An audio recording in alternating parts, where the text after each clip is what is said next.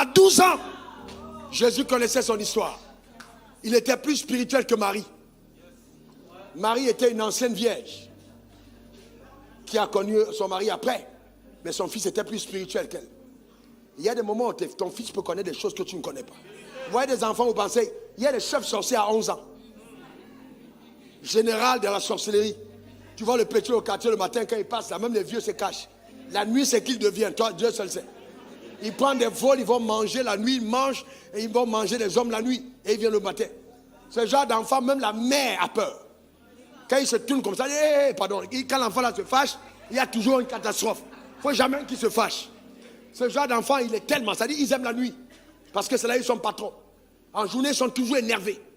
La colère est un signe distinctif clair de la présence de Satan dans la vie de quelqu'un. Quand vous voyez quelqu'un qui est toujours fâché, c'est un signe qu'il est possédé. Ou bien qu'il est influencé par Satan. Parce que vous ne pouvez pas être visité par Dieu et toujours fâché. Non. Quelqu'un qui est rempli du Saint-Esprit a toujours la joie. Il dégage quelque chose. Vous savez, il dégage quelque chose de lui. Il y a des gens de qui je me suis déconnecté, non, simplement parce que leur présence était nocive à la fréquence de ma grâce. Il y a des gens, quand vous les côtoyez, vous sentez votre fréquence de parole. Elles sont toujours négatives. Toujours en train de parler des autres. Toujours en train d'accuser les autres. Toujours en train de parler de faux coups. Ils sont toujours en train de vous amener à croire qu'il faille faire le faux pour réussir. Déconnecte-toi d'eux. Tes amis indiquent le niveau de croissance de ton âme. Je sais que ton âme a grandi par la qualité des fréquentations que tu as. C'est pour ça qu'on est lion. Pour marcher en troupe. Mais un aigle pour être solitaire.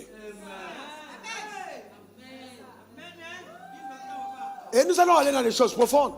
Le drame de certains d'entre vous, c'est que vous ne comprenez pas le mystère attaché à votre identité et la qualité, l'importance de garder le secret. Certains d'entre vous parlez trop. Vous parlez trop. Je te cache, mais tu parles trop. La force de Samson était le fait de se taire. Même quand il était faible. Mais le jour où il a réussi, une femme a réussi à écouter d'où venait son secret et que ses cheveux ont été coupés, Samson était mort. Rien ne pouvait terrasser Samson jusqu'au jour où il parle. Il faut savoir vous taire. Il y a des gens qui te côtoient, ils veulent juste savoir quel est ton secret. Il faut savoir te taire.